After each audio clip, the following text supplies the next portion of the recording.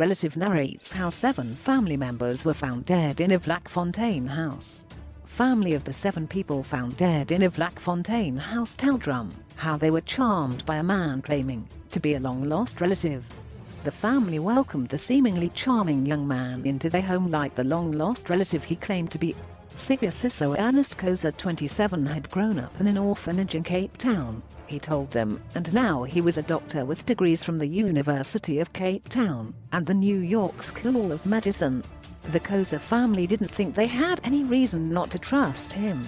He seemed to know plenty about them, including that the man he claimed was his late father had been a ladies' man with girlfriends and children all over the country.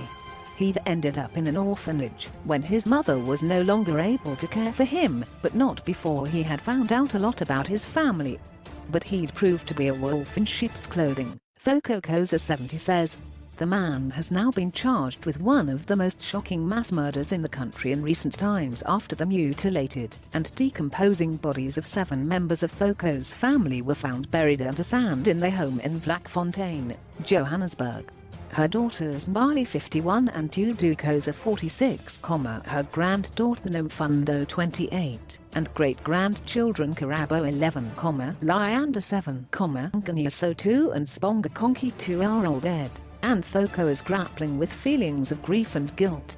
Siso, whose real name is Ernest Mabaso, and Fita Coop, 61, the boyfriend of Mbali and owner of the House of Death, have been charged with the rape and murders of the 7, who seem to have vanished without trace before the grim discovery was made.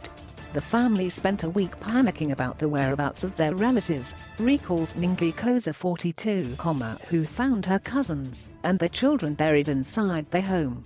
At first I thought Nomfundo had been kidnapped, because I received a message that she was driving to Cape Town to attend to a family crisis. I knew there was no family crisis, so I called Dudu, but her phone was off.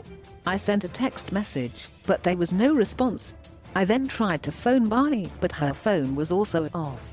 Nomfundo's friends had also been trying to contact her as her phone was off, and she wasn't at home.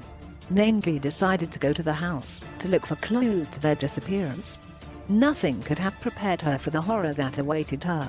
She climbed over the locked gate and opened one of the bedroom windows.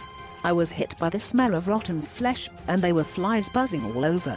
Quote, she ran to the neighbors to ask if anyone had seen Bali or Dudu, and was told they had all gone to KwaZulu-Natal to visit their sick mother. This is what Siso had told them, they said. She tells us. Nengi phoned Bali's boyfriend, Danoka Fita Coop, and asked him to come and open the house, which he did. It didn't take long for the bodies to be found under the sand.